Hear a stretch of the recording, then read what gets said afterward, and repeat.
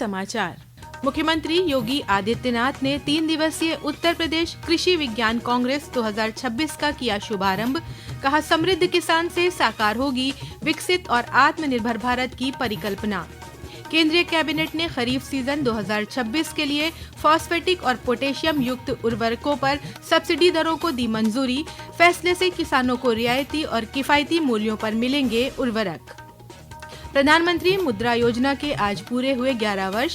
प्रधानमंत्री नरेंद्र मोदी ने कहा, युवाओं में स्वरोजगार को बढ़ावा देने में मददगार साबित हुई योजना। और प्रदेश में कल से रुक रुक कर हो रही बारिश और ओलावृष्टि से फसलें प्रभावित। मुख्यमंत्री ने किसानों को तत्काल मुआवजा देने के दिए निर्देश। नमस्कार, प्रदेश के समाचारों के साथ मैं तनवीर फातिमा और अब समाचार विस्तार से। मुख्यमंत्री योगी आदित्यनाथ ने आज लखनऊ में आयोजित 3 दिवसीय छठी उत्तर प्रदेश कृषि विज्ञान कांग्रेस 2026 का शुभारंभ किया। कार्यक्रम के दौरान मुख्यमंत्री ने उत्तर प्रदेश कृषि वैज्ञानिक सम्मान योजना 2025-26 के अंतर्गत 15 वैज्ञानिकों का सम्मान भी किया। वहीं वर्ष 2025 में उत्कृष्ट कार्य करने वाले उत्तर प्रदेश कृषि विज्ञान अकादमी के 30 वैज्ञानिकों को भी सम्मानित किया गया। इस अवसर पर मुख्यमंत्री ने कहा कि विकसित व आत्मनिर्भर भारत की परिकल्पना तभी साकार होगी जब किसान समृद्ध होगा। श्री योगी ने कहा कि राज्य ने कृषि विकास दर को 8% से बढ़ाकर लगभग 18% तक पहुंचाने में सफलता प्राप्त की है। मुख्यमंत्री ने आधुनिक तकनीक के उपयोग पर विशेष बल देते हुए कहा कि internet of things, artificial intelligence, drone और सैटेलाइट तकनीक कृषि को नई दिशा दे सकते हैं। अन्नदाता खुशहाल होगा तो देश खुशहाल होगा, समाज खुशहाल होगा। और इसके लिए हमें कहीं एक जगह सहारा मिलती है तो वह है, सबसे पहला है टेक्नोलॉजी पर आधारित नेक्स्ट जनरेशन फार्मिंग। कैसे हम इस दिशा में कार्य कर सकते हैं, टेक्नोलॉजी और डाटा से संचालित आज के इस युग में हम अपने अन्नदाता किसान को कैसे जोड़ सकते हैं, इसके बारे में। कार्यक्रम को संबोधित करते हुए मुख्यमंत्री ने कहा कि प्राकृतिक आपदाओं से निपटने के लिए सरकार द्वारा त्वरित राहत व्यवस्था सुनिश्चित की गई है। अन्नदाता किसान या बटाईदार या उसके परिवार के किसी सदस्य के दुर्घटना की चपेट में आने पर उसको तत्काल कंपनसेशन देने की व्यवस्था हम करते हैं और उसके लिए मुख्यमंत्री कृषक दुर्घटना बीमा योजना के अंतर्गत हम उसे 5 लाख रुपए की धनराशि तत्काल उपलब्ध करवाते हैं पीड़ित परिवार को। प्रधानमंत्री नरेंद्र मोदी की अध्यक्षता में हुई कैबिनेट बैठक में केंद्र सरकार ने खरीफ सीजन 2026 के लिए फॉस्फेटिक और पोटेशियम युक्त उर्वरकों पर सब्सिडी दरों को मंजूरी दे दी है। नई दिल्ली में आज सूचना और प्रसारण मंत्री अश्विनी वैष्णव ने बताया कि इस पर लगभग 41,534 करोड़ रुपए की लागत आएगी। उन्होंने कहा कि इस निर्णय से किसानों को रियायती, किफायती और उचित मूल्यों पर उर्वरक उपलब्ध हो सकेगा।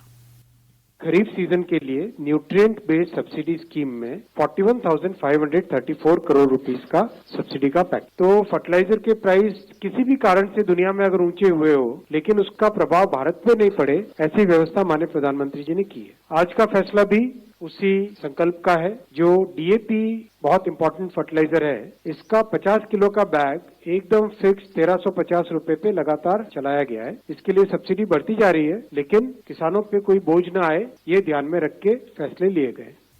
प्रधानमंत्री नरेंद्र मोदी ने कहा है कि प्रधानमंत्री मुद्रा योजना युवाओं में स्वरोजगार को बढ़ावा देने में बहुत लाभकारी सिद्ध हुई है। 2015 में शुरू हुई इस योजना ने आज 11 साल पूरे कर लिए हैं।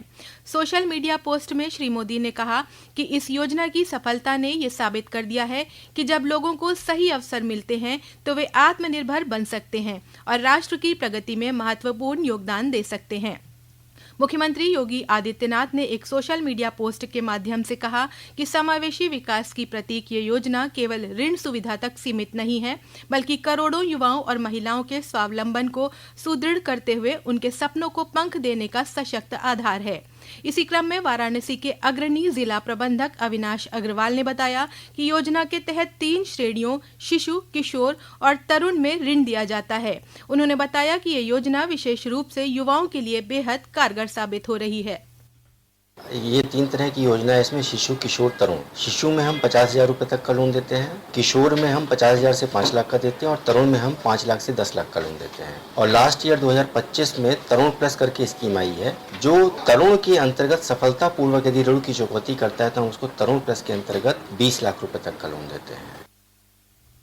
ये समाचार आप आकाशवाणी लखनऊ से सुन रहे हैं। ताज़ा समाचार जानने के लिए आप हमारी वेबसाइट newsonair.gov.in पर लॉगिन कर सकते हैं। इसके साथ ही आप प्रादेशिक समाचारों का ये बुलेटिन हमारे YouTube channel news on AIR Lucknow पर भी सुन सकते हैं। मुख्यमंत्री योगी आदित्यनाथ ने आज Uttar Pradesh defence industrial corridor के चित्रकूट नोड में 75 हेक्टेयर भूमि का आवंटन पत्र भारत इलेक्ट्रॉनिक्स लिमिटेड के अध्यक्ष एवं प्रबंध निदेशक मनोज जैन को सौंपा। इस अवसर पर मुख्यमंत्री ने कहा कि ये पहल उत्तर प्रदेश को रक्षा विनिर्माण के क्षेत्र में एक सशक्त और विश्वसनीय पहचान दिलाने की दिशा में महत्वपूर्ण भूमिका निभाएगी, साथ ही बुंदेलखंड क्षेत्र के समग्र आर्थिक और औद्योगिक विकास को नई गति प्रदान करेगी। प्रदेश सरकार ने स्पष्ट किया है कि राज्य में पेट्रोल डीजल की आपूर्ति पूरी तरह सामान्य है और किसी प्रकार की कमी नहीं है। राज्य में 92,000 किलोलीटर पेट्रोल और 1 करोड़ 22 लाख किलोलीटर डीजल का पर्याप्त भंडार उपलब्ध है। सरकार ने आम जनता से अपील की है कि ईंधन का अनावश्यक भंडारण न करें। वहीं सरकार ने पेट्रोल, डीजल और LPG की कालाबाजारी के खिलाफ बड़े पैमाने पर कार्रवाई की है। पूरे प्रदेश में 23,250 छापेमारी की कार्रवाई की गई है, जिनमें 238 FIR दर्ज की गई हैं। सरकार ने कहा है कि प्रदेश की 4,107 गैस एजेंसियों के माध्यम से उपभोक्ताओं को समय पर सिलेंडर की डिलीवरी सुनिश्चित कराई जा रही है और इसका पर्याप्त स्टॉक उपलब्ध है। प्रदेश में सरकारी क्रय केंद्रों पर गेहूं की खरीद जारी है। इसी क्रम में पीलीभीत जनपद में 125 गेहूं क्रय केंद्र स्थापित किए गए हैं। जिलाधिकारी ज्ञानेंद्र सिंह ने आज बताया कि सभी केंद्रों पर किसानों के लिए जरूरी सुविधाएं उपलब्ध हैं। उन्होंने किसानों से सूखा गेहूं लाने और अग्रिम पंजीकरण करा के गेहूं तौलवाने का अनुरोध किया है। किसानों से मेरी अपील है कि वो आकर के टोकन व्यवस्था के अंतर्गत अपना टोकन ले लें, जिससे उनको डेट पता रहेगी कि इस डेट में आपका अनाज खुल जाएगा। और मॉइस्चर का खास तौर से ध्यान रखें। देखो 12% मॉइस्चर का पैरामीटर है, लेकिन फिर भी किसान कुछ लोग लेकर के आ रहे हैं जिनका मॉइस्चर करीब 13, 15, 18, 20 तक है मॉइस्चर। तो कृपया करके जो गेहूं जो ला रहे हैं तो उसको साफ सुथरा गेहूं लेकर के आएं। और फिर भी अगर कोई परेशानी किसी भी किसान को अगर हो रही है तो वो सीधे मुझसे संपर्क करके अपनी बात कह सकता है। हम लोग तत्काल मौके पर जाकर के उनकी समस्या का निदान करेंगे। प्रदेश के कई जनपदों में कल से रुक रुक कर हो रही बारिश से जनजीवन प्रभावित हो गया है। कई जिलों में फसलों को नुकसान पहुंचा है। सहारनपुर में भारी बारिश के साथ ओले भी गिरे। असमय वर्षा, ओलावृष्टि और कुछ स्थानों पर आगजनी की घटनाओं से रबी फसलों को हुए नुकसान पर मुख्यमंत्री योगी आदित्यनाथ ने अधिकारियों को त्वरित कार्रवाई के निर्देश दिए हैं। आज लखनऊ में आयोजित उच्च स्तरीय समीक्षा बैठक में मुख्यमंत्री ने कहा कि राज्य सरकार पूरी प्रतिबद्धता के साथ किसानों के साथ खड़ी है।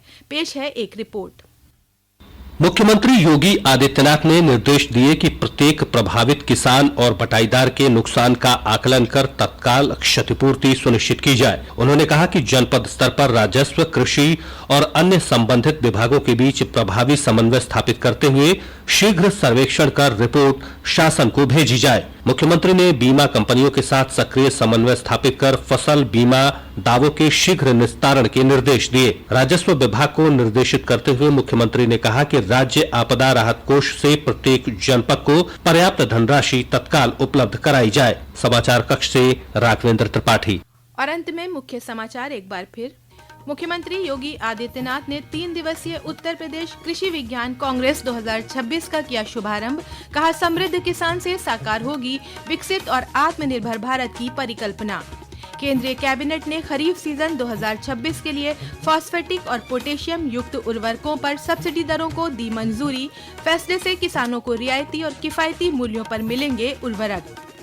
प्रधानमंत्री मुद्रा योजना के आज पूरे हुए 11 वर्ष। प्रधानमंत्री नरेंद्र मोदी ने कहा, युवाओं में स्वरोजगार को बढ़ावा देने में मददगार साबित हुई योजना।